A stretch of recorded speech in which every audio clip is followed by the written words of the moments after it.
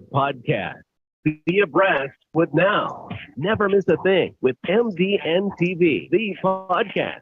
We love to keep you in the present with diverse goodies from secular and non-secular subjects of global interest. Join us. Grab more from these series. Listen to our podcast, The Undeniable Choice. It's sundown. The day has just begun. Good morning, good morning, good morning, everybody. Yes, this is MDN Shows Running with the Times, only on Mdntv, the podcast. And I am Major Daughter. Welcome to all our listeners and viewers around the world. Meet us in the comments. We are live there.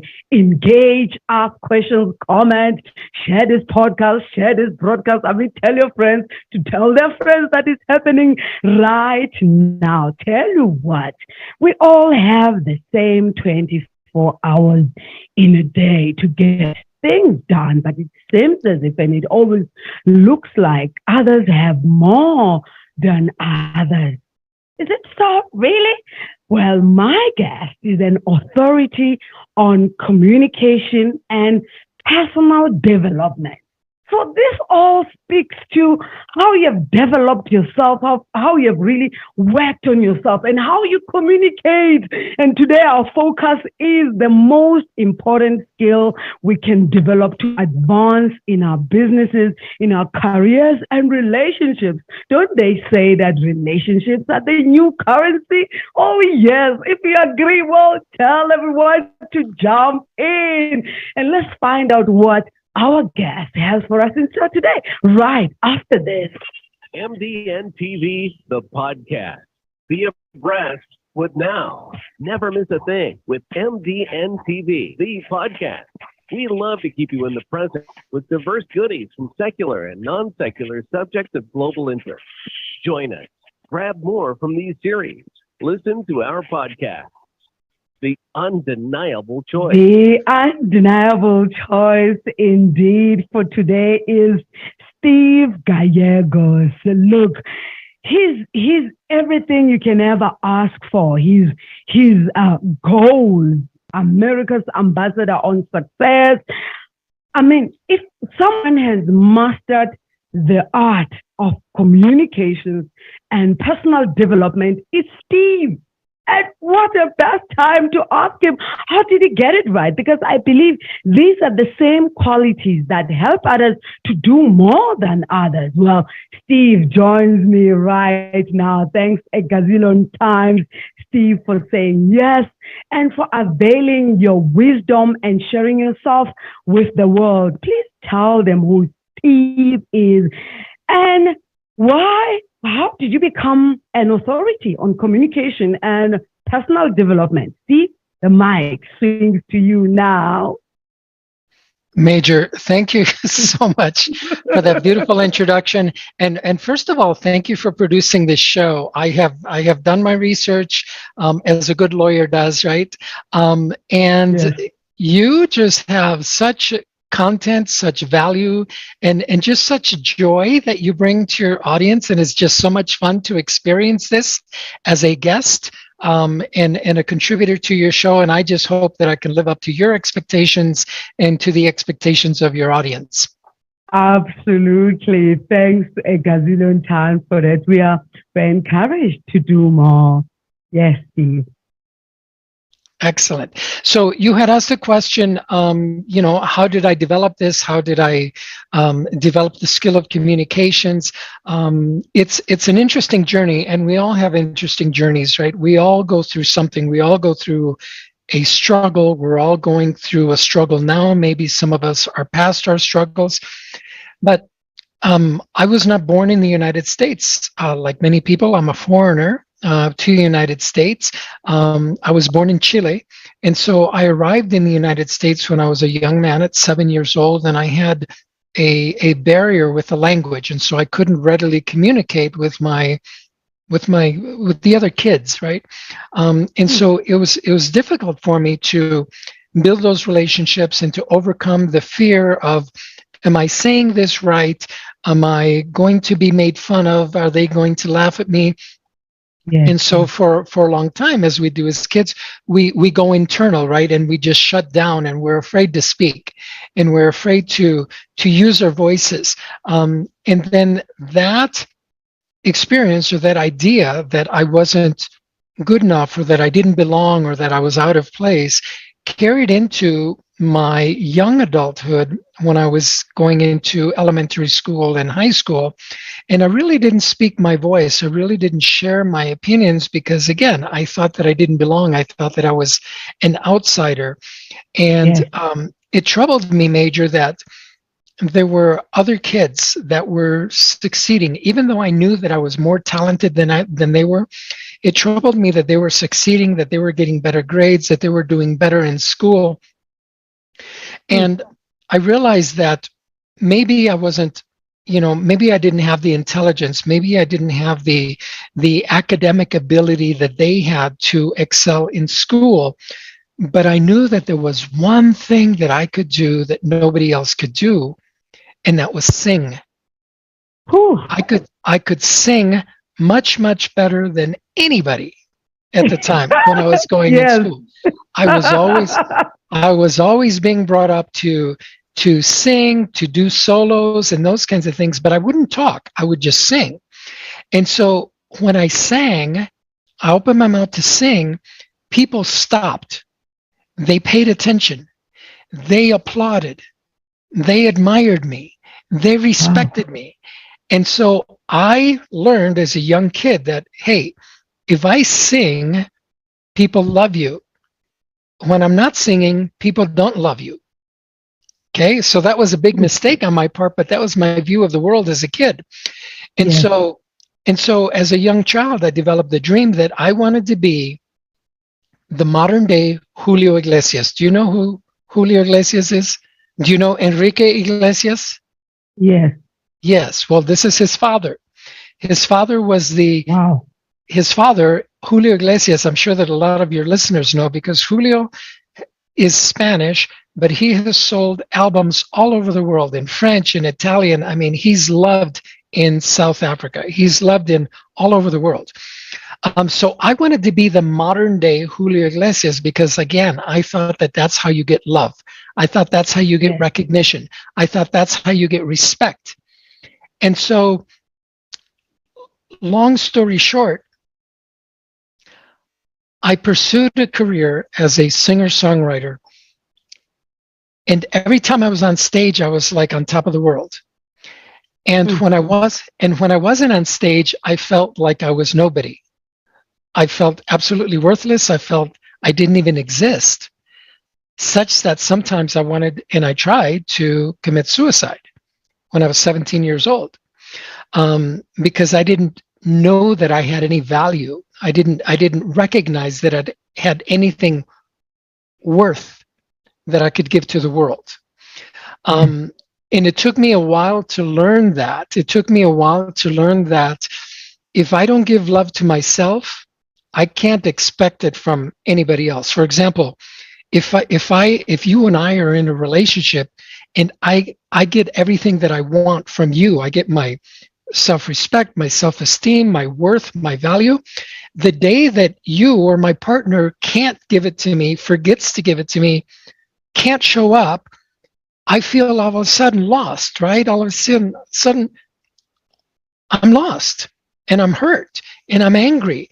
And this is why people in relationship have so much problems, is because they're expecting their partner, whether it's their business or partner or their intimate partner, they're expecting to get something from their partner. And the day that their partner forgets or can't give it to them, all of a sudden the relationship is in trouble. So I had to learn that unless I can give myself love, I can't give it to anybody else. And that was the big lesson for me. If I don't have love, I can't give love, right? If I don't have $20, if I don't have $20 in my pocket, I can't give $10, can I? I can't give 15. You can only give what you have. Yeah. Exactly. Yeah. So here we are. We go into these relationships not having anything to give, but needing and wanting to take from other people. And this is why our relationships fail, because we're not giving anything. We think we are because we're there, we're present, and we say I love you, but all the while what we're really doing is we're looking to get for ourselves, and that's wrong. I had to learn that the hard way through many failed relationships, and having to come to terms with the fact that I need to love myself, I need to respect myself, I need to honor myself first. And then I don't have to depend on anybody else to make me feel valuable or worthy. And this is where the communications comes in. I was, now I'm an adult and I'm a lawyer in Los Angeles. I'm a music lawyer, entertainment lawyer in Los Angeles. And now I'm imagining this singing lawyer. Yes, I was a singing lawyer. Yes. Who was walking around with an empty cup. Is it not the same story for many of us, walking around with empty cups, waiting for someone to pour into you, whereas you're supposed to be the one pouring into others because you are now at a place where you're overflowing? Whew. That is correct. I didn't mean to interrupt. No. It's a beautiful distinction. It's a beautiful point you make, because it just underscores what we're talking about is if you have a cup that's overflowing, you can give it away. You can give people to drink all day long. Your cup keeps overflowing. But if your cup is empty and you're looking to get it filled, that's when we have problems in our lives. We have problems in business, with clients, in your personal relationship, in your marriage, whether you're dating or in school. It doesn't matter. You have nothing to give. And that's how marriages also fail, based on the fact that people don't like themselves first. They don't love themselves first. We should first love ourselves, like ourselves, and any other like and love should be a bonus. Exactly. Now we can share our lives together instead of depending on me to feel valuable based on what the other person is or is not doing. Right. And so exactly right.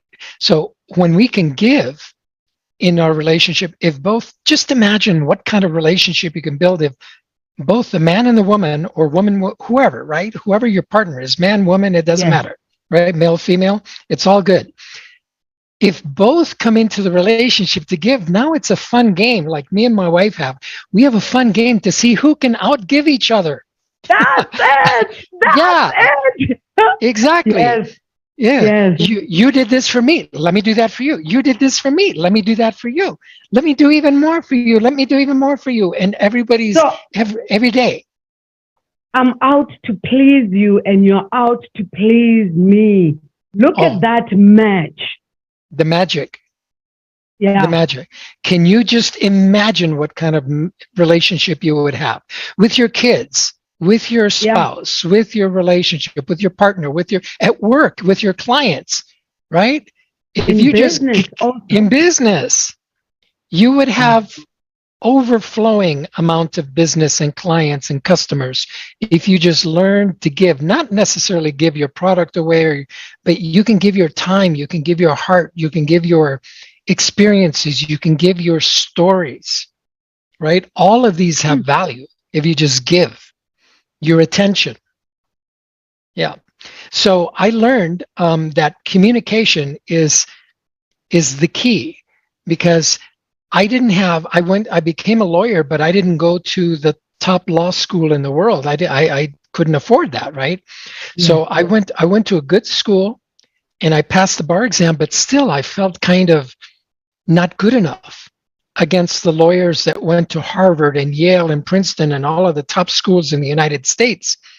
But because I knew that I could sing, because I knew that I could communicate, with an audience, then that translated into my ability to communicate one-on-one with the jury, to communicate one-on-one with the judge. And you know what?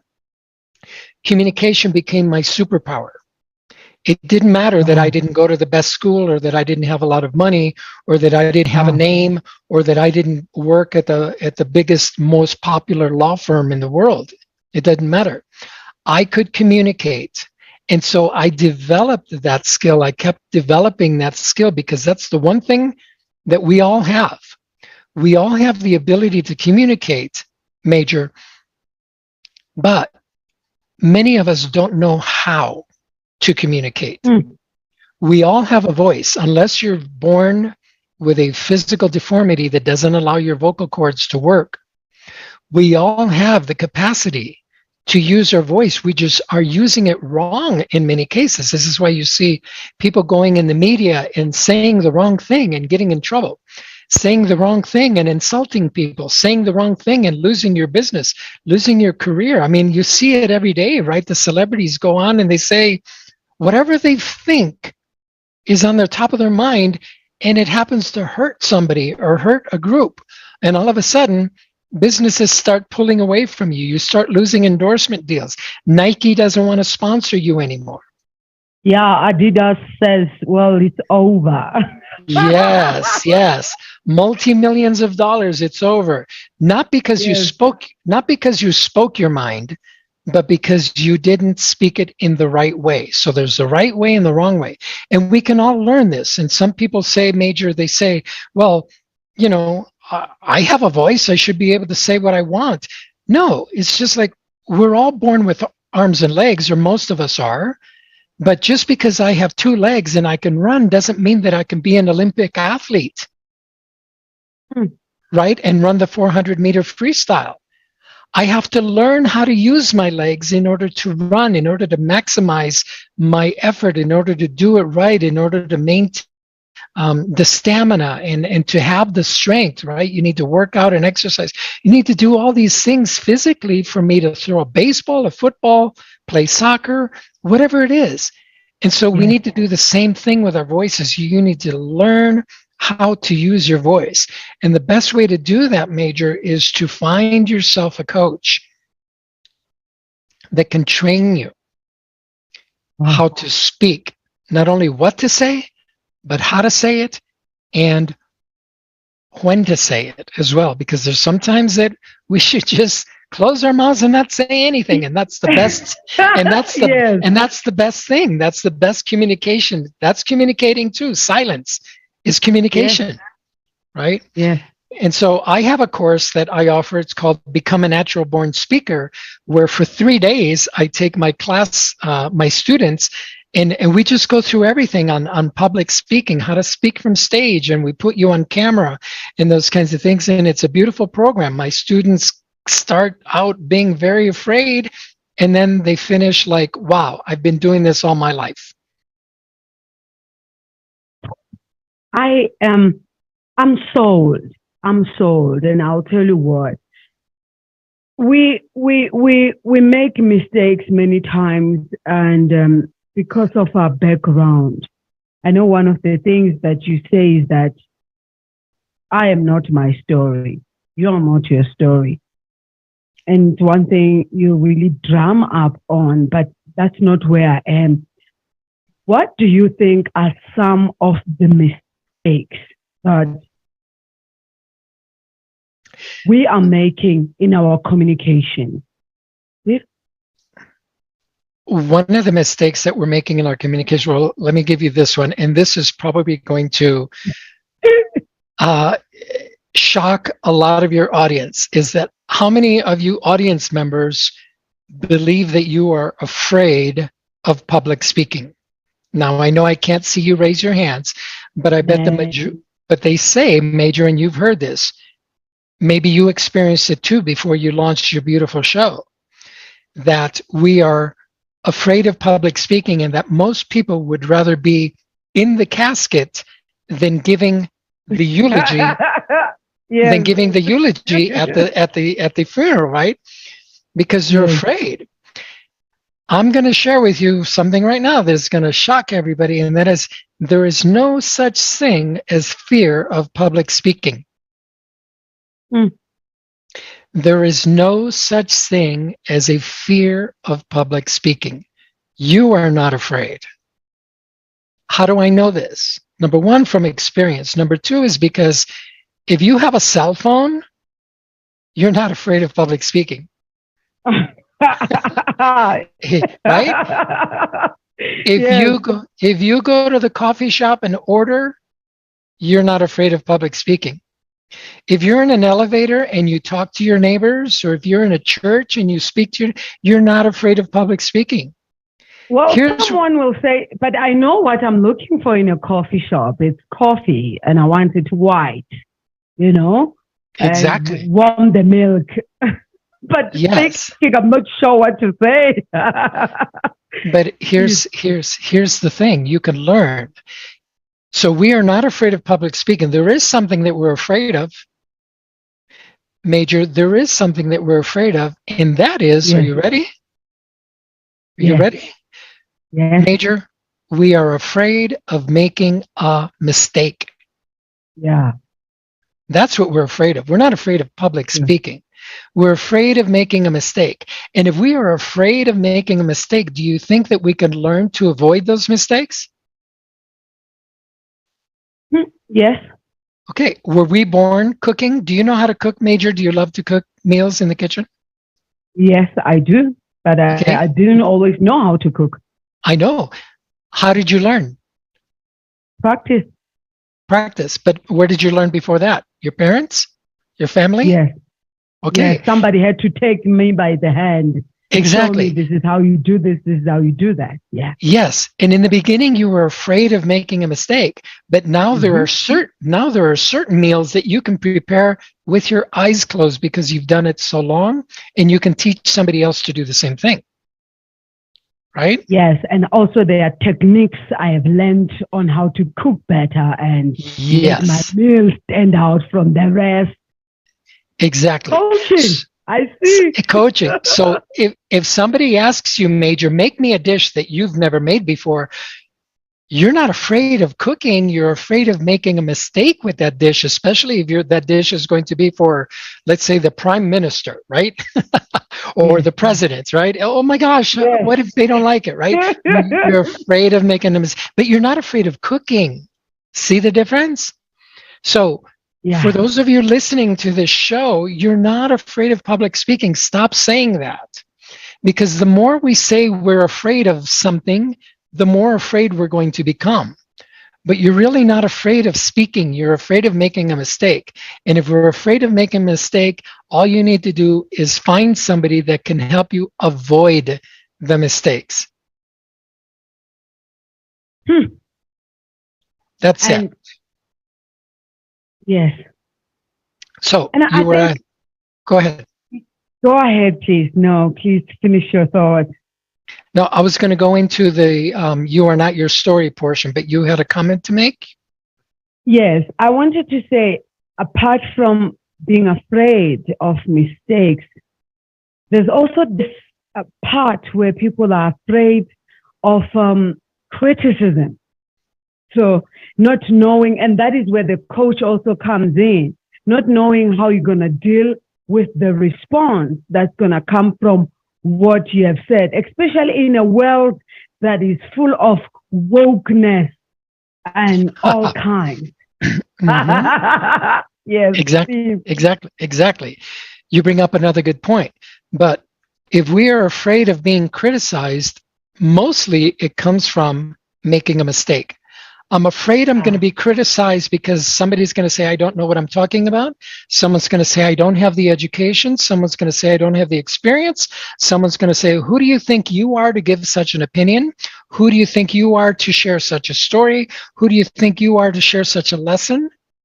Right? And so those are the reasons that we'll be criticized. But if you are prepared, if you are studied, if you are educated, if you take the time to learn what you are going to say, how you're going to say it, and how you're going to support the ideas that you're sharing, then there's no reason to be afraid. People criticize Jesus Christ. Yeah. People criticize God. I mean, yes. So people are going to criticize you. Just take that as fact. But your response should be, who cares? I'm the one up here with the microphone. I'm the one that wrote the book. I'm the one here on television. I'm the one here on Mdntv, not you. Yeah. Right? Yeah. So that's all you have to realize. I'm the one that's out there helping people, not you, Mr. and Mrs. Critic. Right? So you just, again, that's learning your value, learning your worth, and recognizing people will criticize you. If they criticize God, they're going to criticize you. That's what people do. And sometimes criticism is good because it can say, maybe I did do something that I could do better. Maybe I should not have worn that outfit. Maybe I should have said this different. Maybe I should have had more facts to support my ideas. And so criticism can be good. So let's not be afraid of the critics either. Now, do you want me to move on to You Are Not Your Story? Please, because you yourself are a very gifted storyteller.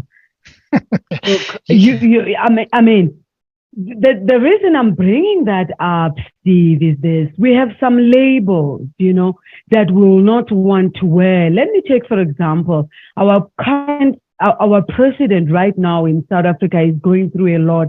He's got a scandal that is really got so much noise. But come to think of it, there's nothing he can do to make that go away from his profile ever until his last day on this planet.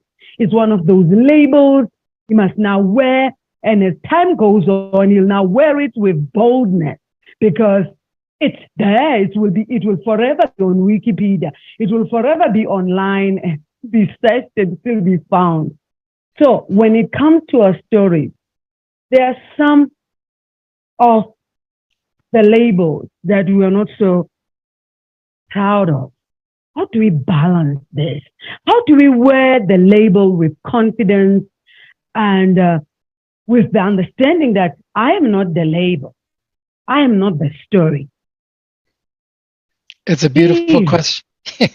It's a beautiful question. Thank you for asking that, Major, and thank you for sharing that with me about the president of South Africa. I would love to speak to him if he's listening to the show and wants to talk to me because I can help. Here's the situation. You can. I want to assure you, you can speak to him right here because hey, they do listen to our show. So just so you know. I love it. I love it. Well, Mr. President, I honor you. And if you should choose to pick up the phone or email me, I'll be more than happy to assist. But here's how I would assist. And it's through using my own story. As I shared with you in the beginning, when I was a child, and up until the age of 17, I tried to commit suicide because I did not have any value. I did not see my value. I did not feel my value. And it's largely because my parents called me good for nothing. The name that I was given as a child, they changed it to good for nothing. Actually, Major, my name was absolutely good for nothing. That was my full name. You are absolutely good for nothing. And so the more I was called or referred to as good for nothing, the label that you're talking about, the more I was given that label, and the more they asserted that label on me, the more good for nothing I became, such that I got to the point when I was 17, I was so good for nothing, I didn't want to be here anymore. Wow. I tried to commit suicide. However, it turns out that I couldn't even do that right. I was that good for nothing that I couldn't even commit suicide right. So here's what I did, Major. I took my life away from my parents, and I joined the United States military. I joined the United States Marine Corps. Yeah. And during that 13-week period of training, there were 3 other individuals in my training class that were primarily Spanish speaking. So they had trouble with the English language. I, being born in Chile, I was fluent in Spanish. And so I saw these 3 guys, they were having trouble, and I said, let me help them. Nobody asked me to do this. I didn't ask anybody's permission. Nobody suggested I did it. I just did it because I felt I wanted to help them. I said, let me help. And so for about 10 weeks, when everybody went to sleep, the four of us would get up and we would go into the showers and we would sit on the cold, wet, musty tile floor. And I would go through that day's materials and translate it from English to Spanish. We would have a discussion so that I knew they understood. At the end of the 13 weeks, Major, I graduated number one in the class. Wow. And my three friends graduated in the top 10. Because of what I did, I was given the biggest honors. I was recognized as the platoon, what they call the platoon honor man, which is the equivalent of a valedictorian, if that term means anything to you. So I was given the beautiful Marine Corps blue uniform. I was given a first rank, and I was awarded. I was celebrated because I helped three other guys. I wasn't the fastest. I wasn't the strongest. I wasn't the meanest. I took my eyes off myself and I helped three other people. That taught me my first big lesson in life, which was I achieved my dreams helping others achieve theirs. And that became my philosophy. I achieved my dreams helping others achieve theirs.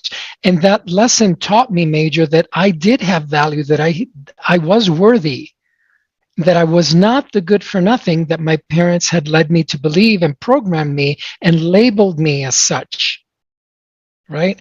And so what I learned was, even though I grew up thinking I was good for nothing, that was only a role. That was the part that I was playing in my life story.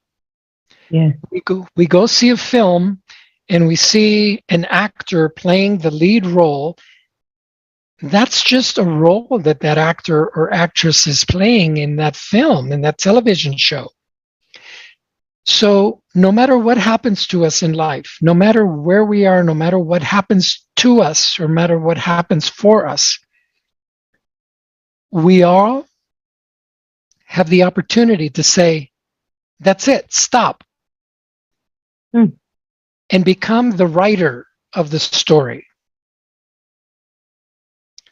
So we are no longer the victim. If you are the writer of your story, what does a writer in a film, or even you, Major, who produces television programming, you produce this podcast. If this show is not going to your liking, what do? You say, stop everything. Let me rewrite this story, or let me redirect where this is going to go.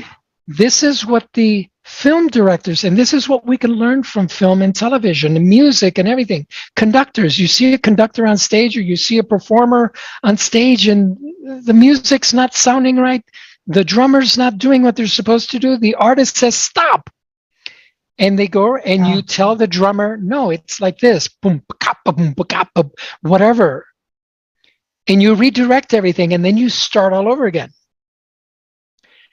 This is what we can do also as individuals. If we don't like our story, if we don't like the way our life is going, if we don't like our marriage is going, if we don't like the way our business is going, if we don't like the way our job is going, we can say, stop, I'm going to get a new job. Stop, I'm going to be in a new relationship. Stop, I'm going to make this change in myself so that I can appear different in my relationship, right?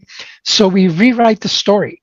Once you have the story rewritten, this is how it's going to end.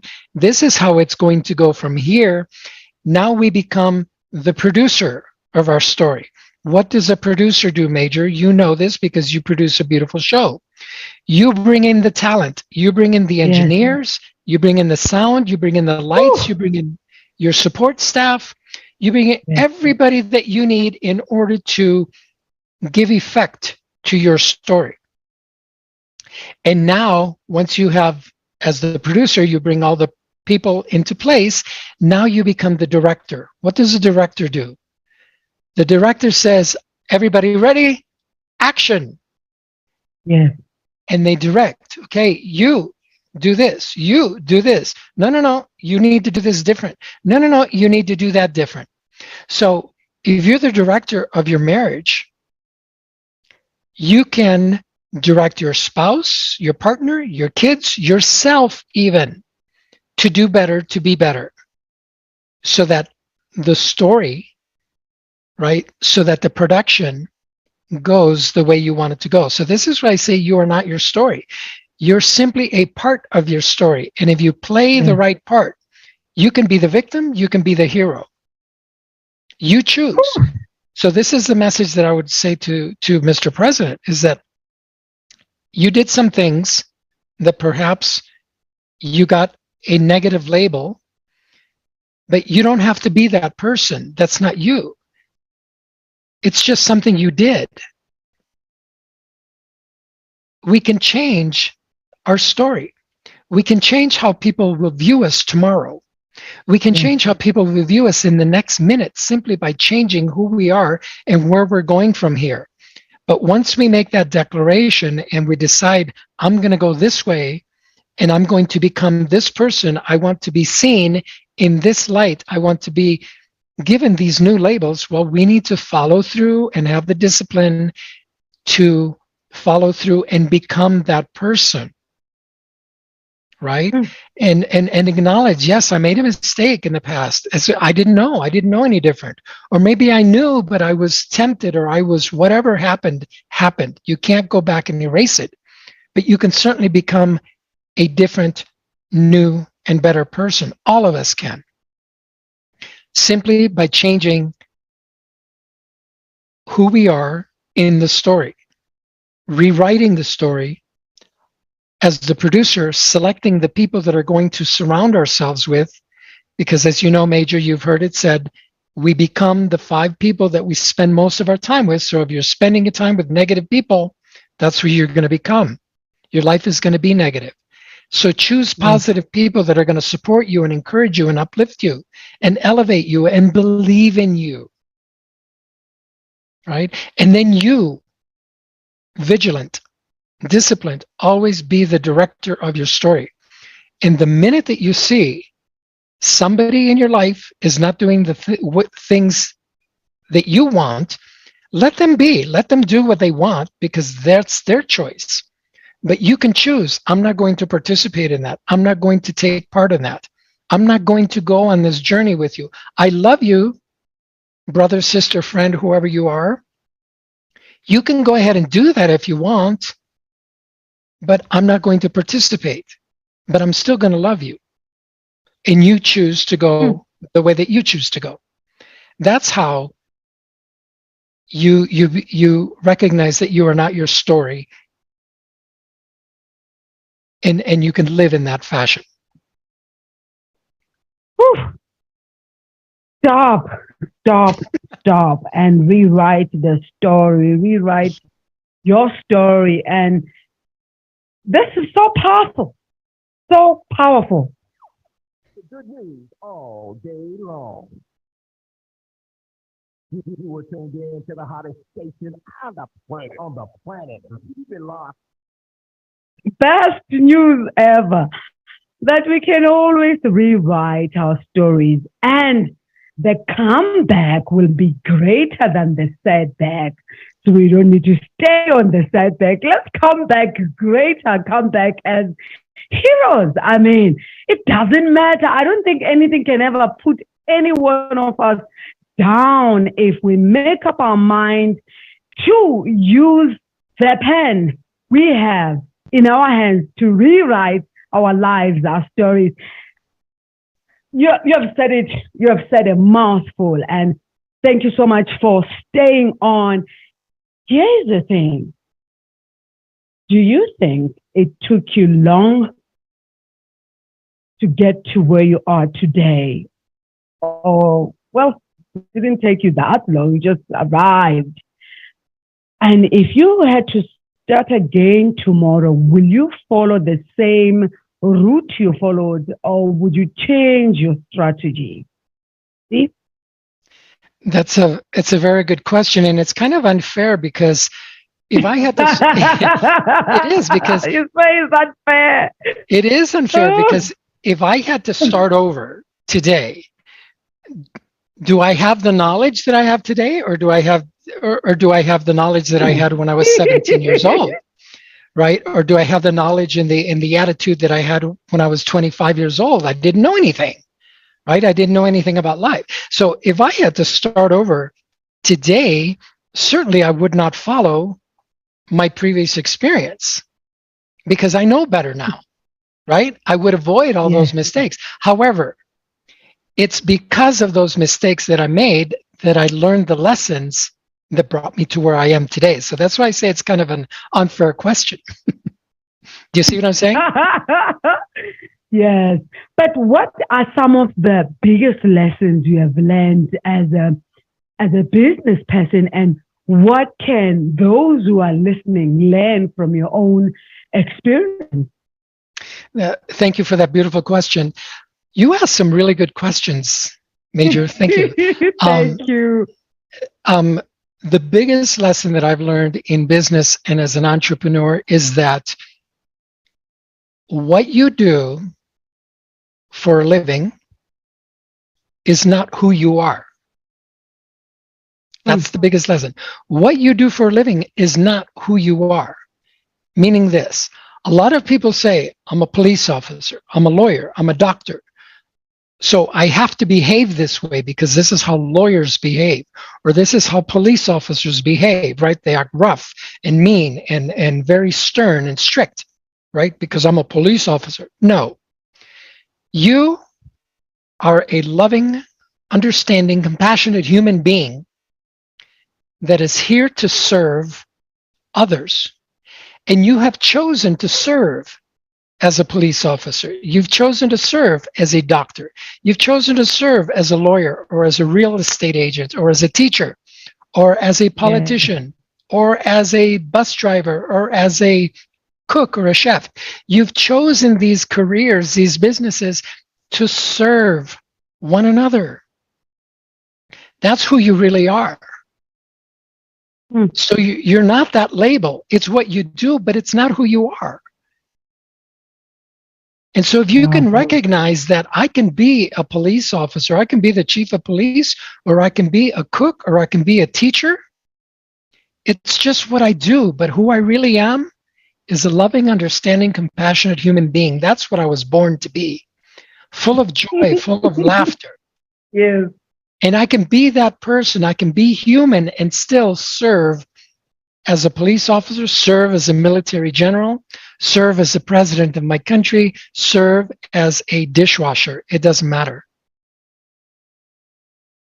That's the biggest lesson. Why do you do what you do? You have gone ahead and you have created an awards program called the Voices of Impact. Well, the Voices of Impact Awards, I mean, it's right on your wall. You could have chosen something else. Why Impact? And why an award program? Why is it important that people should be awarded? Why should people even be awarded? I mean, why should we clap for people to do what they're supposed to be doing or paid to do? Or, I mean, Steve, so many questions. Super funny. No, and I get it. I understand exactly what you're asking. And again, thank you for that question. Major, I have had the privilege of being interviewed for many, many years. I've been on numerous podcasts. I've been in books. I've been on stages. And every time I tell my story, I always have people coming up and saying, Steve, your story touched me. I was impacted. I was inspired. I'm motivated. I'm encouraged. I'm angry, whatever. And they say, thank you for sharing your story with us. And I appreciate it. And I say, thank you. But also, I know that you have a story, that you have a valuable story. You should share that story. And then I walk away. It took me a while to recognize that the majority of people don't want to be like me. They don't want to be like Major Daughter and be an international television show host. Yes. Yet they have value, yet they have a valuable story that they can share with the world that can help somebody else do better and be better. So because there was no platform for the everyday person that doesn't want to be an author, that doesn't want to be necessarily on morning television, yet has something to share, because there didn't exist a platform for them, I created it with my team, the Voices of Impact Awards, which is a celebration of people with stories that will inspire humanity. So imagine the Grammy Awards, the Oscar. Are you familiar with the Grammys and the Oscars there in South Africa? Definitely. Okay, so since those awards programs exist to celebrate the musicians, the actors, the filmmakers, I created the Voices of Impact Awards to celebrate you, the people that are listening to this show, that have gone through some stuff. You've been through the bottom of hell, and you've risen from the ashes. We want to know how you did it, and you can share that on our platform. At least next year you can. Right now we're only in the United States because this is our first year offering this. Major, we want to make sure that it works. We want to make sure that, we have all the processes in place to make this work before we bring it out worldwide. And in 2023, 2024, we will bring it out to the world. But if anybody is listening to this that's in the United States, that resides in the United States, you can come onto our stage and share your story, be celebrated for what you've gone through, what you've learned, and your courage to help somebody else. And I'm giving away from my own pocket $20,000 cash to the grand prize winner. And we have other cash prizes and other trophies that we're going to award. So it's going to be a big, big celebration. So people can find out more about it by going to Voices of Impact Awards or voiawards.com. I'll send you the information so you can put it in the show notes if I didn't already. So we encourage people to come and share your story, because that is one way that we can all contribute to society. You don't have to have money. It doesn't require much time. You don't need a special talent, or you don't need connections. You don't need to know people. You just need the ability or the courage, the desire to share your story. We will honor you. We will celebrate you. And you'll be making such an impact in the world. Wow. What an incredible idea. What an incredible idea. Who would have thought? And this is coming up when? Next year? Well, the registration period has already opened, but the finals is in September of next year here in Denver, Colorado. The finals is going to be live on stage with a live judging panel and with a live audience. But everything that happens before then, the registrations and the auditions happen online, and they're happening online right now. Wow.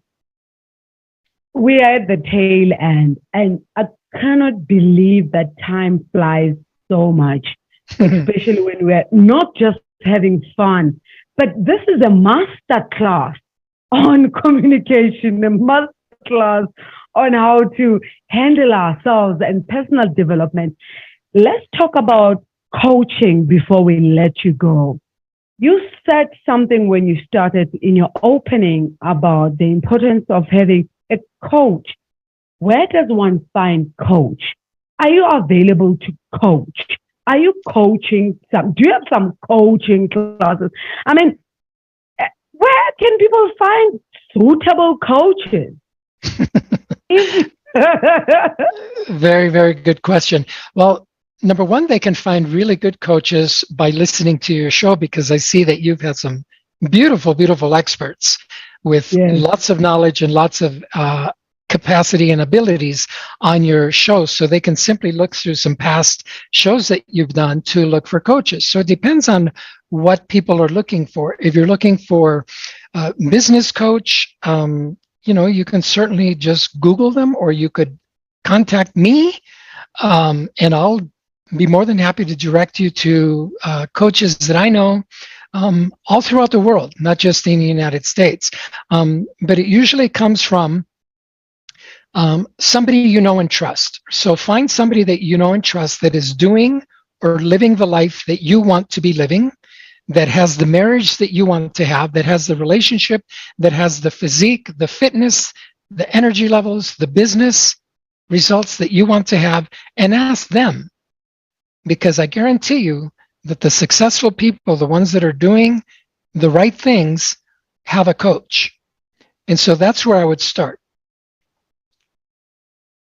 And I guess the same will go for marriages as well. And I always bring this, marriages and relationships. The reason I always bring this, I've seen people how they invest on business coaching, career coaching, and all types of coaching, and forget relationship coaching and marital coaching. What are your thoughts on that?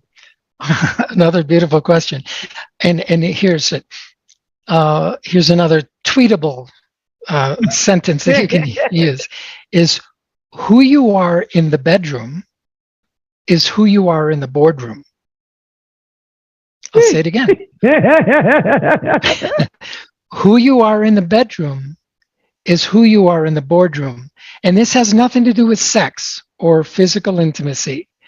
It means that who you are in your personal life, in your intimate private moments, and what happens behind those closed doors is going to affect who you are when you go out into the marketplace tomorrow. So if your personal life is under stress, is disheveled, if your relationship with your spouse or partner is not very well and you're angry and you're not sleeping, you're not eating, you're not rested, guess what? You're going to go to the office tomorrow and you're going to yell at people. You're going to abuse people. You're going to say mean things to people. Not because you want to, but because you're angry because your personal life is disrupted. So you need to fix your personal life first.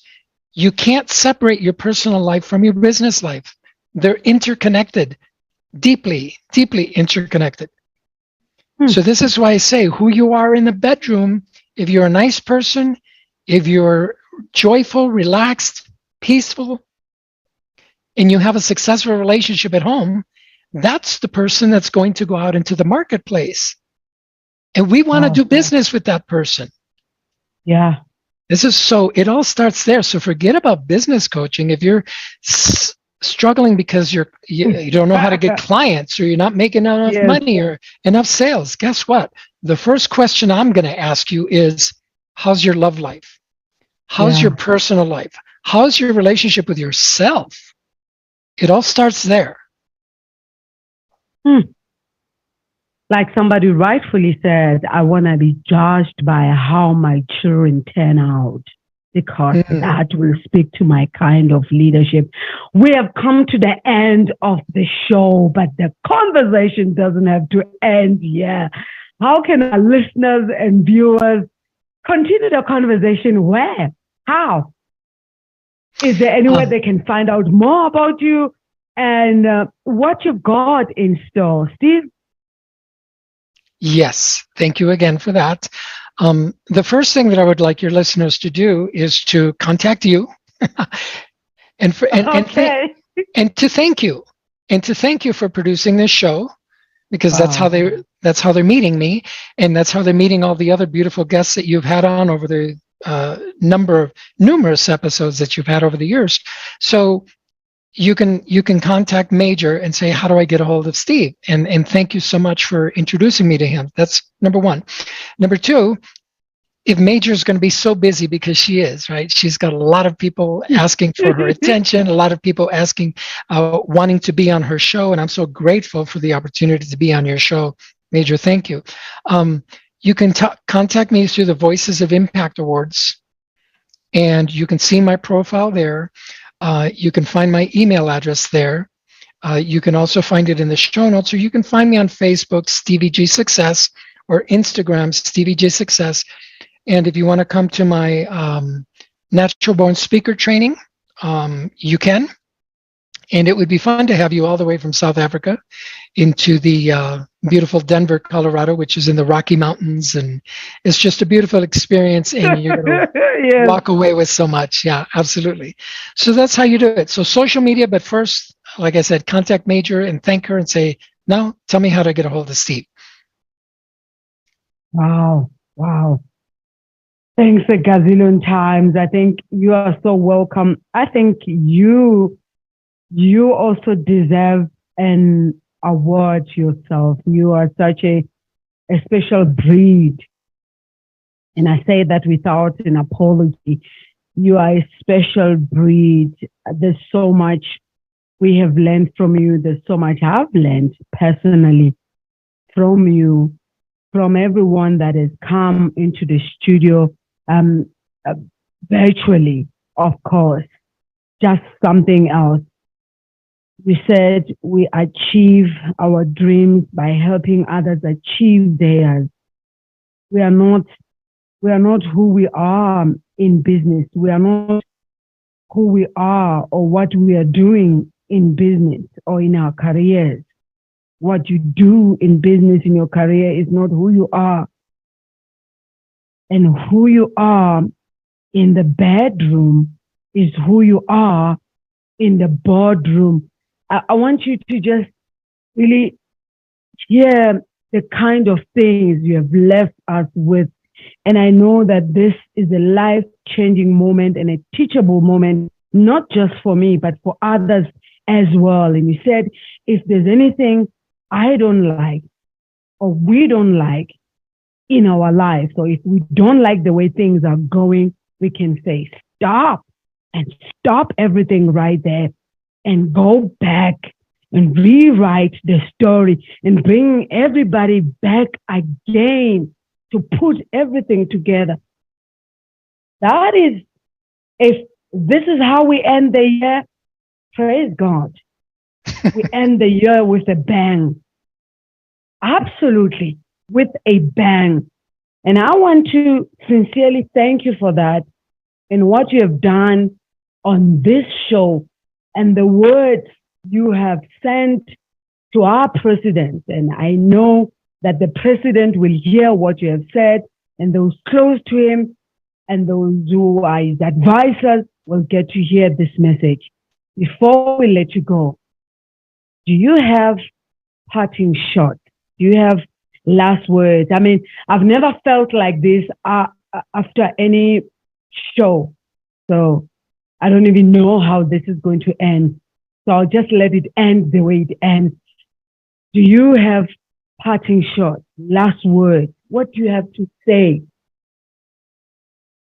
as we end the show? Steve? Again, Major, thank you again for shining your light on the world, for producing this show, for bringing such great talent and content to your audience, to your community, and the way that you just honor and revere your guests. I truly, truly appreciate it. This has been one of the best interviews that I've experienced, and I thank you for that.